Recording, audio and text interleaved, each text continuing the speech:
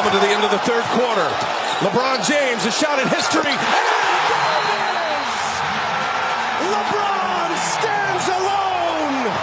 And there you see it once again. History has officially been made.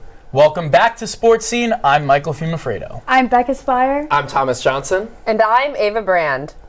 Added to the Kings' resume, LeBron James scored his 38,388th point last night to become the NBA's all-time scoring champion. A patented LeBron 21-foot turnaround jumper in the third quarter was the special shot to pass Lakers legend Kareem Abdul-Jabbar. It was a record that stood for nearly 4 decades and one many thought would stand forever. But the kid from Akron always knew he would dominate the league and has that through the ups, through the downs, through the ins and outs, through the trials and tribulations, I've always maintained me. I wanted to give praise to everyone that came before me. I wanted to acknowledge that I'm a historian of the game, but I didn't want to emulate nobody. I wanted to be myself. And if you stay true to yourself, I think you always feel better about the outcome, win, lose, or draw in life. But I'm going to get something to eat. I'm going to go drink some wine, and then I'm going to drink some Lobos. I'm probably not going to sleep tonight. So I will see y'all when I see y'all, and I hope y'all have a great time too. Appreciate it. Taking a look at the new top 5 scores, LeBron is on top. James reached the goal in his 20th season in the NBA. The next closest active player is LeBron's longtime friend, Carmelo Anthony. So, after the record is broken, is LeBron the GOAT? hands down, he's the GOAT. I mean, he's first on scoring. He's 4th all-time on assists. He's 32nd all-time in rebounds. Everyone's thinking Michael Jordan's the GOAT right now. I'm sure of it. But LeBron is the GOAT, and he leads Michael Jordan in all 3 of those categories. His IQ, his ability to take over a game, he's just done more, I think. He's done the most. So you can call him a washed king. You can call him Le GM. But whatever you call him, make sure you add GOAT to it, too. Look, I know where this is headed. It's a LeBron versus Michael Jordan debate. Everyone talks about these stats being longevity stats, that LeBron's played for so long that he's going to get them eventually. No. Because think about all the other guys that have been playing for 20 years. You can throw Kareem, you could throw Kobe in there, Vince Carter, Dirk Nowitzki. Where are they on the top 10 list? LeBron's stats are not longevity stats, they're dominant stats. Now, why this is a debate, LeBron does not have the rings that Michael Jordan has. When you look at someone like Tom Brady, who's the undisputed GOAT in football, he's got both the longevity or dominant stats, but he's also got the champion stats. So if we're going to call LeBron the GOAT, you got to also call Jordan the GOAT because they lead each other in different categories. If LeBron wins some more championships, though, it might be a little bit of a different story. I like what you said, Michael, about how they're both the GOAT, because I think Michael Jordan's the GOAT solely because he made the game worldwide. Obviously, LeBron might have the better stats. He might have won more championships or is close to it. But Michael Jordan truly made the game an international sport. But LeBron didn't have the chance to make the game international if Michael Jordan already did it before him. Well, exactly, but Michael Jordan still did it, didn't he? I mean, you could say that LeBron didn't have the chance to, but it was Michael Jordan who was the one who did it. But all you're going to say is LeBron, he's still got a few more years left in the tank, and that showed when he scored 38 points last night. So he's still got time to even bolster these stats even more. Maybe he becomes the first player to score 40,000 points. You never know. But he's got some time left, and then let's wait till the end of their careers to really get that true comparison. But moving on to USC, the homeland, it's time to talk men's basketball. The men's team picked up a pair of wins over the Washington schools last weekend. This pair of wins has USC sitting in 3rd place in the Pac-12 this season. On Saturday against Washington, the Trojans were led by their role players. Boogie Ellis and Drew Peterson were having slow days, so it went to the other guys who took it and got USC the win. It was a nice revelation of the Trojans that who've been looking for other scoring options. And head coach Andy Enfield talked about how as the role players get more comfortable, they're starting to make an impact on the offensive end. Other than Drew and Boogie, we had no one with any big game experience that was relied upon. Kobe played 2 minutes a game last year. And Drew and Boogie were a little streaky, and then once we were able to get some experience. We relied on our defense to keep us in games, and then we're becoming a better offensive team now. And from 2 minutes a game to a career-high 21 points, Kobe Johnson's offense was clicking from both inside and beyond the arc. But all eyes were on the high-flying Trey White, who won up Johnson's 22 points and a Pac-12 Freshman of the Week award for his 22-point performance. But the pair claims that this was, just another day in the office. Let's hear exactly what they had to say. There wasn't really a moment that clicked in my head. I just saw they weren't hitting shots.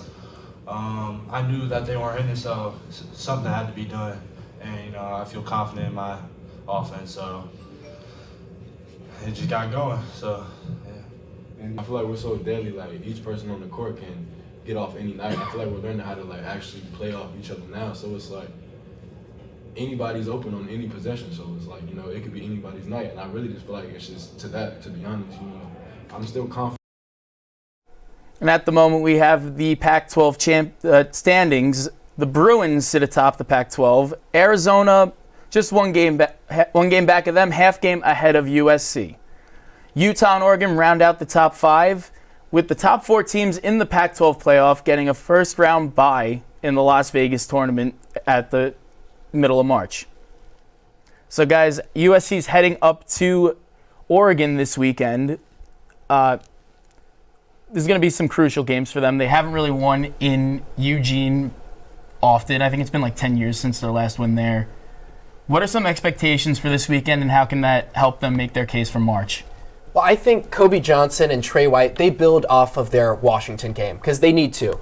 We don't have a GOAT, like we were having our conversation earlier. We don't have a GOAT on our team. Hey, maybe Bronny soon. Oh, maybe LeBron James' son will attend USC. But we need everyone to step up. We need Drew Peterson. We need Boogie Ellis. Vincent Iwuchukwu, if he comes out and plays a great game, that'll be very important for our season development. So I expect Trey White specifically to step up his game in these Oregon games this weekend. I totally agree, and they have important games coming up, such as Arizona, and I think we'll be able to tell from what happens this weekend in Oregon from these 2 games what the outcome will be versus University of Arizona in the future and where they're going to stand in the March Madness playoffs. Yeah, and Thomas, going back to your point, I think Vincent Iwuchukwu is a huge X factor for the Trojans. He's only played 6 games after coming back from that health issue he dealt with over the summer, collapsing on the court. In those 6 games, the most minutes he's played is 23. So I think he gives the Trojans an option in the front court. He's a 7-foot freshman. They play a lot of small ball right now. I think if he's able to get more comfortable, get in a rhythm with this team, I think he'll give them a huge, just way more depth heading into these last couple weeks of the regular season and into the tournament. And not to mention, he's still on a minutes restriction right now. Exactly. That's he's what not I'm saying. even Once at he gets his into full a flow, potential. Yeah. I think he's a huge X factor and gives the Trojan that front court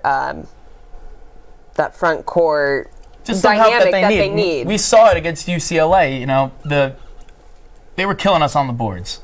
So you bring in a guy like Iwuchukwu, who I think he's had his career high in rebounds the past couple weeks, but he's been on fire. They need him to step up.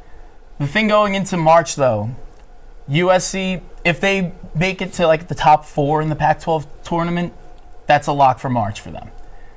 Moving forward these next couple weeks, that's where they really need to step it up, learn how to play with each other. Like the guys on the team even said, they're improving with every game. By the time they get to March, this team could be really scary. They should make their free throws, though. They've done better with their doing free throws. So there we go. There's something going. I was looking at it last year. They were 66% from the free throw line going into March Madness last year. That's abysmal. This year, they're 73%. Hey, Andy Enfield made a comment about how he's taken on the more free throw approach. So, Well, I think just as important as Iwuchukwu getting more confidence is we need Joshua Morgan to come back. But we'll move on from men's basketball and switch over to the women's side. USC women's basketball is currently ranked 6th in the Pac-12 and have won 11 of their home games. The team beat Arizona State 64-49 on Friday, using their stout defense to contain ASU. The Stars came out to play for USC, with Rhea Marshall recording 21 rebounds, Katie Sissoko scoring a career high of 23 points, and Destiny Littleton having her second straight game with exactly 21 points. On Sunday, the Trojans lost against number 22 Arizona, 75-81 in double overtime. Destiny Littleton, for her third straight game, had 21 points.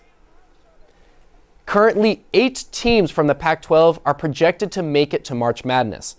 As of now, the Trojans see themselves as an 8 seed. If they can pick up the play in the second half of the season, they'll see themselves dancing in March. So we saw the USC women's basketball team beat Stanford earlier in the year. As they prepare for their next couple games, what do you need to see from them to make it to March Madness? I think they need to continue to push their defense. They've already had an amazing season, and if they continue to just push hard, push next in these next couple games, then they'll be able to hopefully make it to March Madness, and it'll be a big accomplishment for them. I'm sorry, did you say 8 teams from the Pac-12? So you're talking about an eighth of the bracket is coming from one conference. That's absurd. Conference of Champions. Yeah. Basically. But with that said, if USC just stays afloat, if they're not one of the bottom 4 teams, they're going to make the tournament. Just like on the men's side, it's all about improvement up until then. You saw them with a big win over number 2 Stanford. They haven't seemed to have found UCLA's number, which that could be crucial coming towards the late half of the year. But this Trojans team is there, and I just want to praise what Lindsey Gottlieb has put together this year. This was a team last year that was fighting to even get into the women's NIT tournament. Now they have them as an 8 seed as we approach March. That's insane with the number 1 recruit coming next season. I think what the biggest difference between the men's and the women's team is, though, is that the women's team has those stars. They have Destiny Littleton. They have Caddy Sissoko. They have Rhea Marshall, a rebounding fiend. So I think that's what we need to continue to do, is bring out our stars, showcase our offensive firepower, our defensive firepower, then we'll be dancing in March. And this is a team to be scary. That could be scary, Barnes. You talk about Rhea Marshall, 6'4" guard, first of all, and she's killing it on the boards. It's really something fun to watch, and I'm sure if they get into the tournament, they can make a run. We saw them beat a projected number 1 seed with Stanford. If they make it as an 8 seed, they're going to have to do it again a week later. I think, yeah, even if they get that 8 seed or whatever seed they get, I think having that win against Stanford and taking Arizona to double overtime, just the confidence that it instills in a team heading into a major tournament, knowing that they can hang with those teams. They might not have the seeding or the record or as great of a resume, as great of recruits, but they can hang with those teams and challenge them and push them to the end. And if they just close out those games, I mean, double overtime, they had their chance to win. If they just close out those games, they'll be in March and they will be dancing to the final. Yeah, confidence and experience is key. Let's keep that in mind for later on in the show, and we have some surprises. I totally and completely agree. Now moving on to water polo, USC's Baylor Weber earns MPSF Women's Water Polo Player of the Week award. USC's women's water polo is currently on an 8-game win streak and is currently ranked as number 2. So we're looking at women's water polo. Number 2 Trojans won the Triton Invitational and went 4-0 in the tournament. They beat 16-7 over number 3 Indiana, went 15-8 over number 9 UC Irvine, and went 10-8 in overtime against number 3 UCLA in championship games. And now moving out of the pool and onto the tennis court, USC is currently 6-0 to start the season, defeating the Georgia Bulldogs this past Sunday at the USTA National Campus in Florida. USC's Stefan Dostanek was named Pac-12 Men's Tennis Player of the Week. Dostanek's dominance this weekend came because he claimed not 1, but 2 victories against the number 1 ranked player, Ethan Quinn. Once in a singles match, and then again in doubles with his partner, Bradley Fry. Up next, the tennis team plays the University of Michigan on February 13th in Ann Arbor, followed by the ITA National Team Indoor Championship. Valentine's Day is coming up, but there's an unofficial national holiday before then. Super Bowl Sunday. Woo! The Philadelphia Eagles and Kansas City Chiefs will face off in the 57th edition of the Big Game. Both teams posted impressive 14-3 records on the season behind solid play from their MVP candidate quarterbacks, Patrick Mahomes for the Chiefs and Jalen Hurts for the Eagles. It certainly will be an exciting game on offense with names like Travis Kelce and USC alum Juju Smith-Schuster. But the Eagles come into the game with the best defense in the league. And as the saying goes, defense wins championships. Experience does favor Kansas City in this matchup, though. Mahomes and Coach Andy Reid won a Super Bowl together in 2019, while Hurts and Coach Nick Sirianni are both making their Super Bowl debuts. But Caesars does not care about experience. The current odds have the Eagles as a 1.5-point favorite to take home the Lombardi Trophy. A close game, but with the over-under at 51 points total, the experts predict an offensive showcase from the high-powered offenses. So everyone, Sunday, the big day. You think Mahomes will get ring number 2, or is it coming back to Philly? You know, coming from Kansas City, I definitely think that he's going to get ring number 2. I mean, I know he's coming off an injury from the past couple weeks, but as we saw in the playoff games, he still, had his good drive to run and get the ball and make touchdowns. But I know the Eagles are favored to win. However, our offense is just amazing, and I think we'll be able to put up a good game against the Eagles defense. Becca, I'm sorry, I know you're from Kansas City, but you are thinking with your heart and not your head. The Eagles will win Super Bowl 57. I mean, just talking about Jalen Hurts, it's the first time since high school he's been operating the same offense for 2 years in a row. We've seen what he can do in this offense now that he has some stability and is comfortable. And not to mention their defense, they have the best defense in the league. Led by Hassan Reddick, he already has 3.5 sacks in 2 playoff games, and he's going to be facing Chiefs guard Andrew Wiley most likely, who is the most penalized tackle in the NFL. You're having a guy who is at the top of the sacks in the NFL regular season lining up against the most penalized tackle in the NFL. Fortune favors the defense in this case, and the Eagles have the better defense, which will guide them to the Super Bowl. Unfortunately, they don't in this era of where offense is king. And Mahomes, the best quarterback in the league. I agree. There's no way that Mahomes is scared of this Eagles defense. He's been playing the past 2 weeks hurt. He's the best quarterback in the game. What do you think he's going to do on the biggest stage? He's been there twice already. First time, dominated. Second time, game kind of got away from the Chiefs. But he's something special on the football field, and that's all that matters. The stars will be out. Chiefs will win. Mahomes gets MVP. Lock it in. I do have to give some love to Jalen Hurts. He was developed by our head coach, Lincoln Riley, when he was at Oklahoma. But again, I have to favor the Chiefs' experience here, because let's also look at the Eagles and their playoff trip to get here. They had to play the likes of Daniel Jones, just not very good quarterbacks. And let's look at the Chiefs and Patrick Mahomes. They played Joe Burrow just a couple weeks ago. I mean, they had to play much stiffer competition on defense. The Eagles, although they do have a good defense, haven't seen the likes of Patrick Mahomes since the regular season at best.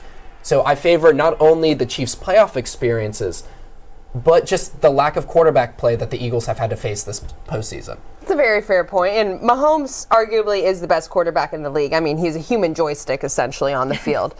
But what I like about the Eagles' offense is they have a more well-rounded offense, I would say. More offensive weapons. The Chiefs obviously lost Tyreek Hill last season, or traded him away. Travis Kelce has been insane for them, putting up insane numbers for a tight end. But the Eagles have A.J. Brown, Devonta Smith, the first wide receiver duo in Eagles history to both have 1,000 yards on the season, and they have Miles Sanders running the ball. I mean, ooh, Miles Sanders, Patrick Mahomes. Yeah, but I'm saying Patrick Mahomes and Travis Kelce, Juju Smith-Schuster, shout out to USC alum. But I think the Eagles have more firepower on offense. Yes, Mahomes is the better quarterback, but as in terms of a well-rounded offense, the Eagles offer more than just the quarterback position. It doesn't matter who Mahomes is throwing to, though. He'll get the ball to anyone. That person will catch it. But with the Eagles' defense, will they get open? The Eagles haven't played any good quarterbacks in the playoffs yet. They are not ready to face Mahomes. The Bengals' defense has been one of the best in the league the past 2 seasons. The Marquez Valdez-Scantling, who people are saying is like their 3rd best receiver, caught 2 touchdowns, a bunch of long balls. I'm not worried about these guys getting open or not. Granted, they did face Eli Apple, but it's the receivers are going to win when Mahomes is throwing the ball because he just puts it in those perfect spots. We see it time and time again. If we're going to talk some bets, though, I do want to throw out the lock of the weekend, and that is for the national anthem runtime to go over 2 minutes and 3 seconds. Well, whatever we have winning, I have the Eagles. You guys all have the Chiefs.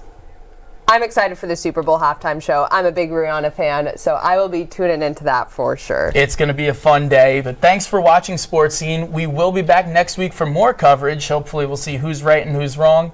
Watch and subscribe to our YouTube channel at youtube.com/Annenberg Media.